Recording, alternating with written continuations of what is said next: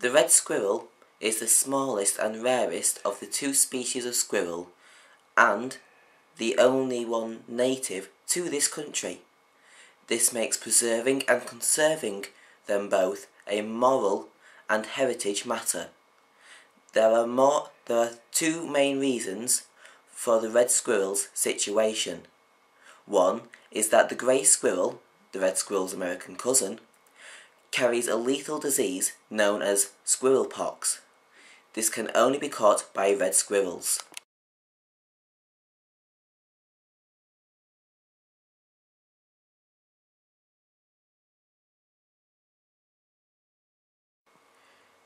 Two is deforestation. One of the favourite types of wood for building is Scots pine. This is a type of conifer tree, which also happens to be a specific type of woodland that red squirrels need to survive.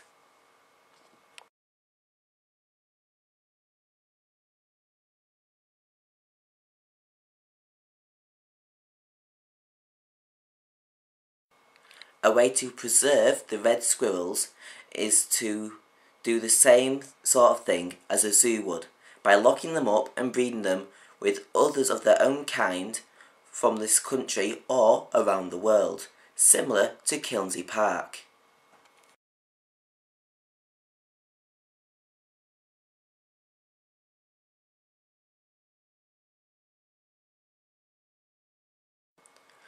However, a way to conserve the red squirrel is to do similar to Formby, where they created a sanctuary for them to breed and grow in population.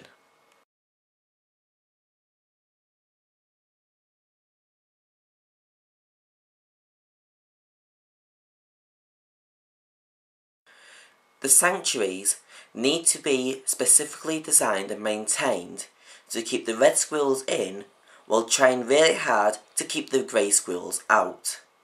This can be done by, for the red squirrels, building feeding platforms for them to go and eat and to encourage them to stay and breed due to the amount of food that is around.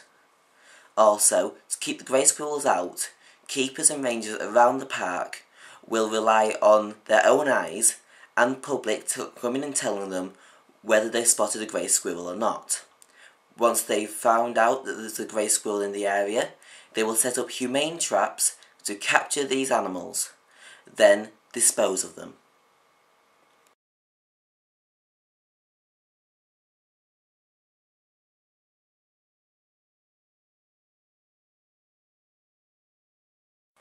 What needs to be asked is whether this kind of conservation work goes against the 5 freedoms. For example, as you can see from the pictures at Kilnsey, the squirrels are in cages and cannot form their own territory, fend for themselves, or find their own food. At Fresh Fields in Formby, visitors are being encouraged to feed the squirrels peanuts. This, in turn, brings both squirrels and humans in close contact with each other, thus making the squirrels more susceptible to humans, and making it easier for humans to accidentally pass on diseases such as squirrel pox to the red squirrels. Another one is that, are the squirrels being conserved or being marketed for tourism? Squirrels have a very positive image in both literature and folklore. For example, Squirrel Nutkins in the Beatrix Potter books was a red squirrel, as was the Norse symbol for a messenger was a red squirrel running up and down a large tree. People pay to see red squirrels at Kilnsey, and in Formby buy nuts to feed the squirrels. Many children will also have a cuddly toy red squirrel or a puppet to play with.